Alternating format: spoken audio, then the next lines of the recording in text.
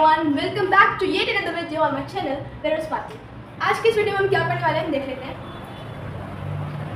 Last video में हमने topics जो कवर किए थे वो चैप्टर 1 यानी केमिकल रिएक्शंस एंड इक्वेशंस के थे कि क्या केमिकल रिएक्शन होते क्या हैं, केमिकल इक्वेशंस क्या होती हैं, हम कैसे आइडेंटिफाई करेंगे कि केमिकल रिएक्शन अगर हुआ है, और जो केमिकल इक्वेशंस हैं वो स्केलेटल होती हैं, बैलेंस्ड होती हैं, तो स्केलेटल इक्वेशंस को हम किस तरीके से बैलेंस कर सकते हैं।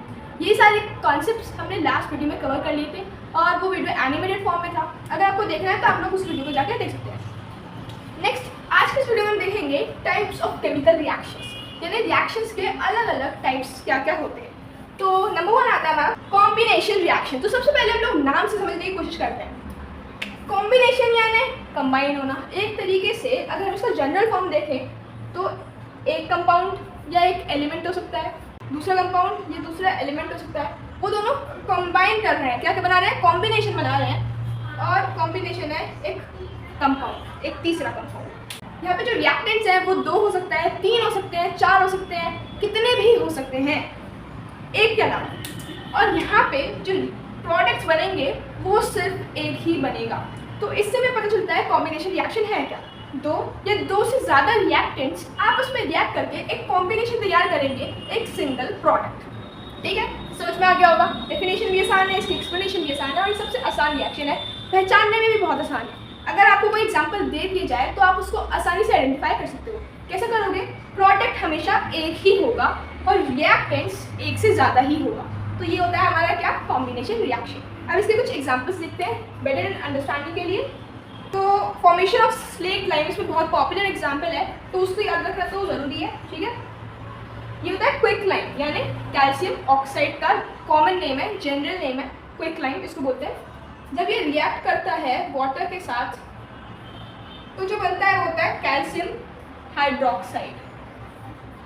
इसको, इस पूरे प्रोसेस को हम बोलते हैं स्लेकिंग ऑफ लाइम, और यहाँ पे जो प्रोडक्ट तैयार होता है उसको बोलते हैं स्लेक्ड लाइम।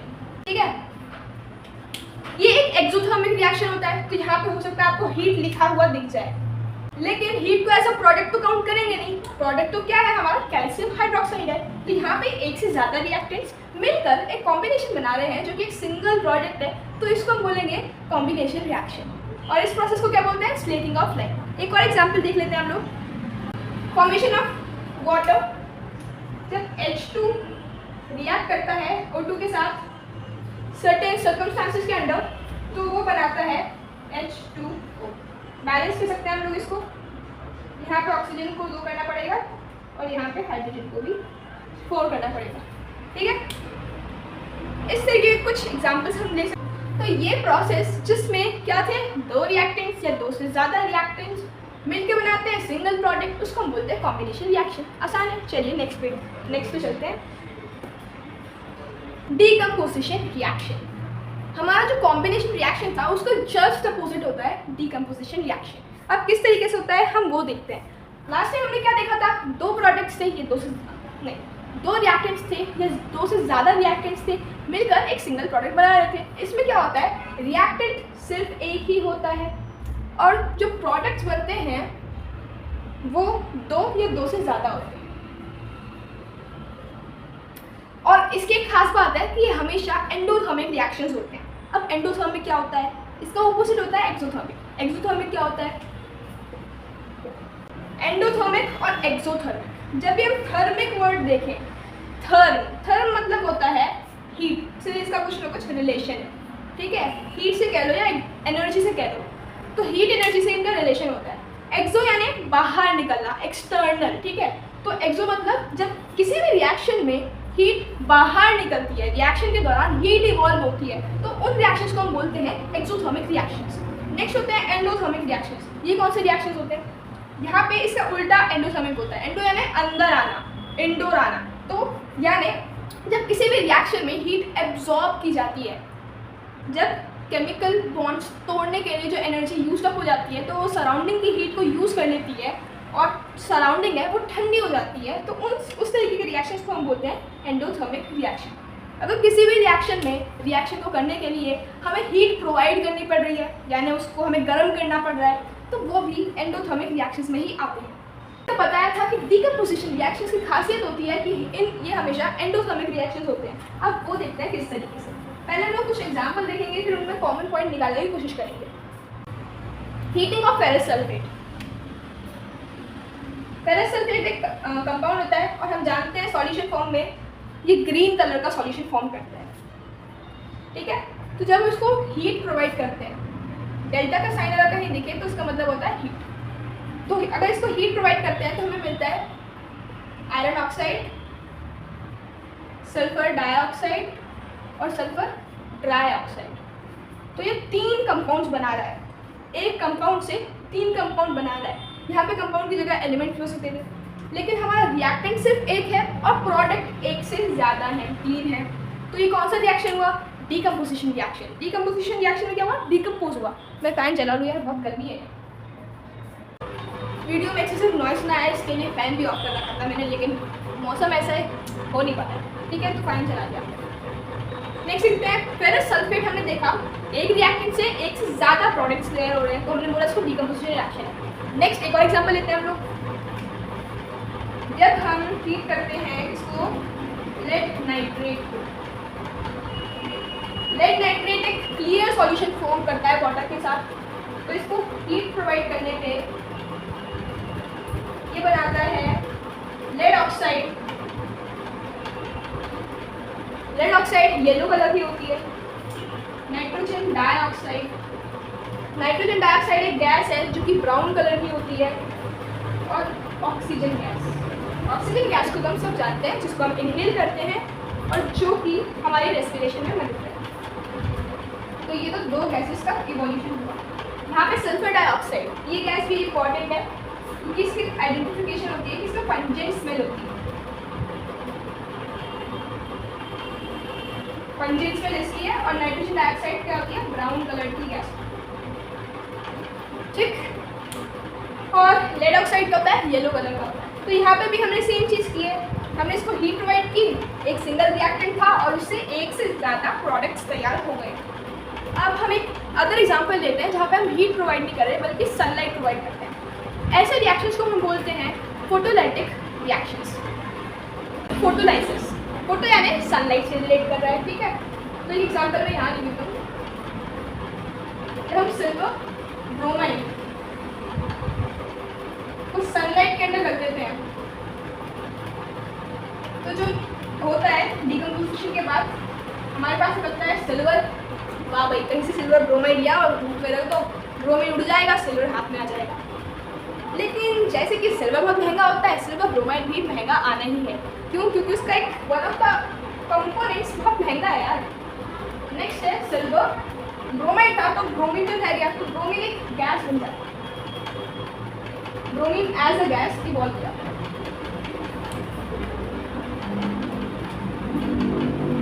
इसको हम लोग बैलेंस करते हैं, ठीक है। कोई भी रिएक्शन है उसको बैलेंस कर लेना चाहिए, तो इसको हम बैलेंस कर देते हैं। इक्वेशन भी बैलेंस, तो कोई भी इक्वेशन रखो उसको पहले बैलेंस कर लो, सबसे अच्छी बात है। तो यहाँ पे सनलाइट के द्वारा डिकम्पोजिशन हुआ तो हमने इसको फोटोलाइसिस बोल दिया। ऐसे ही हमने इलेक्ट्रोलाइसिस सुना है, वाटर का इलेक्ट्रोलाइसिस कराने पे वो हाइड्रोजन गैस और ऑक्सीजन गैस में स्प्लिट हो जाता है। तो एक डिकम्पोजिशन रिएक्शन में हो क्या रहा है कि हमको एक्सटर्नली कोई ना कोई एनर्जी प्रोवाइड करनी पड़ती है, भले ही वो हीट के फॉर्म में हो, सनलाइट के फॉर्म में हो या इलेक्ट्रिसिटी के फॉर्म में हो। हमें अपनी तरफ से उसको एनर्जी प्रोवाइड करनी है ताकि वो अपने केमिकल बॉन्ड्स को तोड़ के नए बॉन्ड्स बना सके, यानी एक केमिकल रिएक्शन को अगर करा सके। तो इस तरीके के रिएक्शन होते हैं एंडोथर्मिक रिएक्शन, यानी जो कि एनर्जी को यूज अप कर रहे हैं या हमें एक्सटर्नली उन्हें एनर्जी प्रोवाइड करानी पड़ रही है ताकि रिएक्शन अगर हो सके। तो सारे डिकम्पोजिशन रिएक्शन एंडोथर्मिक रिएक्शंस होते हैं। नेक्स्ट रिएक्शन है डिस्प्लेसमेंट रिएक्शन। तो दोबारा से हम लोग वर्ड से समझने की कोशिश करते हैं। क्या बोल रहा है? डिस्प्लेसमेंट, यानी कि कोई एक एलिमेंट किसी दूसरे एलिमेंट को या ग्रुप ऑफ एटम्स को डिस्प्लेस कर देगा, अपनी जगह से हटा देगा और खुद वहाँ जाके बैठ जाएगा। इसका एक हमारी क्या बोलते हैं जनरल फॉर्म होती है। ए है एक एलिमेंट या ग्रुप ऑफ एटम्स, बी है उसके साथ, सी आया, सी ने ए को धक्का दे दिया तो सी भी बना लिया, और A डिस्प्लेस हो गया। तो इस तरीके की जनरल फॉर्म है ये समझने के लिए सही है, लेकिन इस तरीके की चीज़ों को हमें एग्जाम में नहीं लिखना चाहिए, ठीक है। तो ये जनरल फॉर्म है डिस्प्लेसमेंट रिएक्शन की, यानी एक एलिमेंट ने दूसरे एलिमेंट को या ग्रुप ऑफ एटम्स को डिस्प्लेस कर दिया और एक नया कंपाउंड बनाया, जिसके बाद जिसको डिस्प्लेस किया गया था वो डिपॉजिट हो गया, बाहर आ गया, ठीक है। अब डिस्प्लेसमेंट रिएक्शन के लिए आपको रिएक्टिविटी सीरीज याद होना बहुत ज़रूरी है, क्योंकि बहुत से एक्सपेरिमेंट्स में ये पूछ लिया जाता है कि क्या ये रिएक्शन अगर होगा। अभी हम लोग इसी तरीके का एक एग्जाम्पल ले लेते हैं। यहाँ पे देखिए कॉपर आयरन सल्फेट पे हम लोगों ने डाला है, दूसरे रिएक्शन में आयरन डाला है कॉपर सल्फेट। इन दोनों में से सिर्फ एक ही रिएक्शन अगर हो सकता है, वो कौन सा है हमें कैसे पता चलेगा? जो ज़्यादा रिएक्टिव होता है वो कम रिएक्टिव एलिमेंट की या ग्रुप ऑफ एटम्स की जगह को ले लेता है, यानी उनको डिस्प्लेस कर लेता है। लेकिन हमें क्या पता कि कौन सा ज़्यादा रिएक्टिव है, कौन सा कम रिएक्टिव है? उसके लिए एक सीरीज़ को याद करना पड़ता है, जिसको हम बोलते हैं रिएक्टिविटी सीरीज। और बॉटम में रखते हैं हम प्लैटिनम। कई रिएक्टिविटी सीरीज में आपको बॉटम में गोल्ड भी मिल सकता है, लेकिन ज़्यादातर हम लोग प्लैटिनम को ही रखते हैं, क्योंकि वही सबसे ज़्यादा कम रिएक्टिव माना जाता है। यहाँ पे टॉप पे पोटेशियम है, उसके नीचे sodium, calcium, magnesium, aluminium, zinc, iron, lead, hydrogen, copper, mercury, silver, gold और प्लैटिनम। ये रिएक्टिविटी सीरीज जब हम ऊपर जाते हैं नीचे से ऊपर तो रिएक्टिविटी इंक्रीज होती है, और जब हम ऊपर से नीचे आते हैं तो रिएक्टिविटी डिक्रीज होती है। यानी जो टॉप पे होगा वो सबसे ज़्यादा रिएक्टिव होगा, जो बॉटम में होगा वो सबसे कम रिएक्टिव होगा। अब यहाँ पे देख लिया जाए, हमको चाहिए कॉपर और आयरन। तो कॉपर है यहाँ पे और आयरन है यहाँ पे। आयरन कॉपर से ऊपर है, यानी वो ज़्यादा रिएक्टिव है, तो वो कॉपर को डिस्प्लेस कर सकता है, लेकिन कॉपर आयरन को डिस्प्लेस नहीं कर सकता, यानी ये वाला रिएक्शन अगर ही नहीं होगा। नेक्स्ट इधर देख लेते हैं, यहाँ पे आयरन कॉपर सल्फेट में डाला गया है, तो आयरन जो है वो कॉपर सल्फेट में से कॉपर को डिस्प्लेस कर सकता है। क्यों? क्योंकि वो ज़्यादा रिएक्टिव है। तो वो क्या बना लेगा? Ferrous sulphate. साथ में कॉपर हमारा डिपॉजिट हो जाएगा। तो इस पे बुक में एक एक्टिविटी भी है, वो एक्टिविटी इंपॉर्टेंट है, तो सारी बुक की एक्टिविटी आपको पढ़नी पड़ेगी। तो इसी तरीके के रिएक्शंस को हम लोग बोलते हैं डिस्प्लेसमेंट रिएक्शन। इसके हम और भी एग्जाम्पल देख सकते हैं। खास बात ये होती है कि ये रिएक्शन एक्वस फॉर्म में ही रिएक्शन होते हैं, यानी सॉल्ट फॉर्म में अगर हम कॉपर सल्फेट को ले लें, एनहाइड्रस फॉर्म में ले लें और उसमें डालें आयरन, तो रिएक्शन अगर नहीं होगा। लेकिन वहीं पे अगर हमने कॉपर सल्फेट को एक्वस सॉल्यूशन फॉर्म में लिया है तो रिएक्शन अगर होगा, ठीक है। तो ये ध्यान रखने वाली बात है। अब ऐसा क्यों होता है कि एक्वस फॉर्म में हो रहा है और सॉल्ट फॉर्म में या एनहाइड्रस फॉर्म में नहीं हो रहा है? तो इसका सिंपल हमारा रीज़न ये है कि सॉल्यूशन फॉर्म में कोई भी हमारा आयोनिक कंपाउंड है वो अपने आयंस में डिसोसिएट हो जाता है। अगर वो वाटर में सॉल्यूबल है तो एक्वस सॉल्यूशन में भी वो अपने आयंस में डिसोसिएट हो जाएगा, जिसकी वजह से रिएक्शन हो पाएगी। अगर उनमें बॉन्ड ही इतना टाइट होगा कि रिएक्शन अकर ही नहीं हो सकती, तो हम रिएक्शन को अगर करा ही नहीं पाएंगे। इसलिए सबसे पहले उनको बॉन्ड को तोड़ने के लिए या बोल सकते हैं उन्हें आयंस में डिसोसिएट करने के लिए उन्हें सॉल्यूशन फॉर्म में लेना पड़ता है। This was about displacement reaction. Now let's see the next one. Reactivity series को याद करने के लिए आपको YouTube के ऊपर ही काफ़ी ज़्यादा शॉर्ट ट्रिक्स मिल जाएंगी, तो शॉर्ट ट्रिक से याद करना आपके लिए बहुत ही आसान रहेगा। तो किसी भी शॉर्ट ट्रिक को जो आपको अप्रोप्रिएट लगे उसको आप यूज़ कर सकते हैं। नेक्स्ट रिएक्शन है डबल डिस्प्लेसमेंट रिएक्शन, यानी डिस्प्लेसमेंट होगा लेकिन डबल टाइम्स, यानी 2 बार होगा। किस तरीके से, अब वो देख लेते हैं। इसकी जनरल फॉर्म होती है A D एक कंपाउंड है, C D एक दूसरा कंपाउंड है। दोनों ही किस में है? एक्वस फॉर्म में है। क्यों? क्योंकि हमें आयंस में डिसोसिएट हो चुके कंपाउंड्स को ही लेना पड़ता है ताकि वो आसानी से रिएक्शन को अकर करें। यहाँ पे A ने C को डिस्प्लेस कर दिया क्योंकि A डबल रिएक्टिव है, तो वो बन जाएगा A2। लेकिन वो B को छोड़ करके आ गया। अगर B को छोड़ कर आया तो C के पास मौका है B के पास जाने का, तो ये बन जाएगा CD, ठीक है। फॉर एग्जाम्पल अगर हम ले लेते हैं बेरियम क्लोराइड, जो कि वाटर में सॉल्यूबल होता है, उसका एक्वस सॉल्यूशन, एक्वस यानी वाटर में सॉल्यूशन। और साथ में हम ले लें अगर सोडियम सल्फेट, ये भी वाटर में सॉल्युबल होता है, इसका एक्वस सॉल्यूशन। तो ये दोनों रिएक्ट करेंगे। सोडियम बेरियम से ज़्यादा रिएक्टिव होता है, तो बेरियम को यहाँ से डिस्प्लेस करके बना लेगा सोडियम क्लोराइड यानी NaCl। और साथ में अब सल्फेट भी नेगेटिव है, बेरियम पॉजिटिव है, तो दोनों में अट्रैक्शन तो होगा ही, तो एक नया कंपाउंड बनेगा जो कि होगा बेरियम सल्फेट।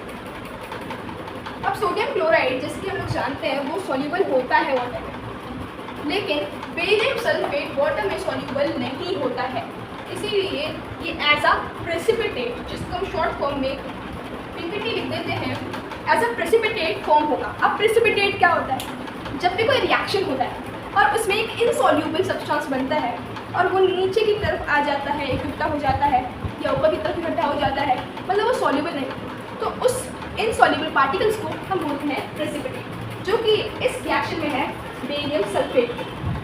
ठीक है, तो ये रिएक्शन इस तरीके से होता है कि दोनों क्लियर सॉल्यूशंस होते हैं, यहाँ पे एक और क्लियर सॉल्यूशन होता है, लेकिन बेरियम सल्फेट होती है हमारी वाइट प्रेसिपिटेट, इसका कलर होता है वाइट।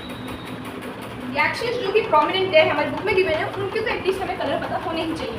तो टीचर अगर आपको एक्सपेरिमेंट नहीं कराते हैं तब भी आप कहीं ना कहीं से देख लीजिए कि वो किस कलर के होते हैं। हम लोग लेके हम लोग इसका देखते हैं। दोनों ही सॉल्युबल होते हैं वाटर में, तो इनके एक्टिव सॉल्यूशन हम लोग को लेने हैं। जब इनके बीच में रिएक्शन होगा तो हम देख सकते हैं पोटेशियम ज़्यादा रिएक्टिव होता है तो वो लेड को डिस्प्लेस कर देगा और फिर लेड रिएक्ट कर लेगा आयोडीन के आयन के साथ। तो हमारे पास क्या जाएगा? Potassium nitride plus lead iodide. ये भी वाटर में सॉल्युबल होता है, ये भी वाटर में सॉल्युबल होता है, ये भी वाटर में सॉल्युबल होता है। जो सॉल्युबल नहीं होता है वो है ये, और इसे बोलते हैं प्रेसिपिटेट। यहाँ पे भी एक इनसॉल्युबल सब्सटेंस फॉर्म हो रहा है और उस इनसॉल्युबल सब्सटेंस को हम क्या बोलते हैं? प्रेसिपिटेट बोलते हैं। और इस प्रेसिपिटेट का कलर होता है येलो। इस रिएक्शन में एक और देखने वाली बात ये है कि कभी कभार डबल डिस्प्लेसमेंट रिएक्शन को डबल डीकम्पोजिशन रिएक्शन भी बोल देते हैं, डबल डीकम्पोजिशन रिएक्शन। तो अगर कहीं पे एग्जाम में लिखा आता है तो घबराने की बात नहीं है, दोनों एक ही है, डबल डिस्प्लेसमेंट या डबल डीकम्पोजिशन। जिन भी रिएक्शन में प्रेसिपिटेट फॉर्म होती है उनको हम प्रेसिपिटेशन रिएक्शन भी बोल देते हैं। तो सभी में एक ही बात है, प्रेसिपिटेशन रिएक्शन यानी प्रेसिपिटेट फॉर्म होगा। ठीक है, नेक्स्ट हमारा रहता है लास्ट रिएक्शन जो कि है रेडॉक्स रिएक्शन। तो ये एक शॉर्ट फॉर्म में लिखा गया है रिडक्शन को और ऑक्सीडेशन को। RED यानी रिडक्शन, OX यानी ऑक्सीडेशन। तो जब भी ऑक्सीडेशन होता है तो वो रिडक्शन भी साथ में ही होता है। तो ये दोनों रिएक्शन हमेशा साइमल्टेनियसली चलते हैं, इसीलिए इनको रेडॉक्स रिएक्शन कहते हैं। अब इसका एक एग्जांपल लेते हैं। मेटल एंड नॉन मेटल वाले चैप्टर में पढ़ने वाले हैं कि किस तरीके से मेटल ओर्स में से मेटल्स को एक्सट्रैक्ट किया जाता है। तो वही एक ट्रिक होती है कि इसको रिडक्शन करते हैं। अब रिडक्शन किस तरीके का होता है? कॉपर ऑक्साइड एक कंपाउंड होता है, जब उसका रिएक्शन होता है हाइड्रोजन के साथ, यानी उसको एक हाइड्रोजन से भरा हुआ एनवायरनमेंट दिया जाता है, तो हाइड्रोजन कॉपर को डिस्प्लेस कर देती है और बना देती है कॉपर के साथ H2O यानी वाटर। अब ऑक्सीडेशन या रिडक्शन होता क्या है, इस रिएक्शन से हम लोग समझते हैं। ऑक्सीडेशन यानी ऑक्सीजन का आना या हाइड्रोजन का जाना। ठीक है, रिडक्शन यानी इसका उल्टा, यानी या तो हाइड्रोजन का आना या ऑक्सीजन का जाना। मैंने बोला कि ओर का रिडक्शन करके बनाया क्या? मेटल बनाया या निकाला, एक्सट्रैक्ट किया, तो इसका हुआ रिडक्शन। क्यों हुआ रिडक्शन? क्योंकि इसके पास पहले ऑक्सीजन था लेकिन अब ऑक्सीजन नहीं है, तो इसमें क्या हो गया? इसका रिडक्शन हो गया, इसका हुआ ऑक्सीडेशन।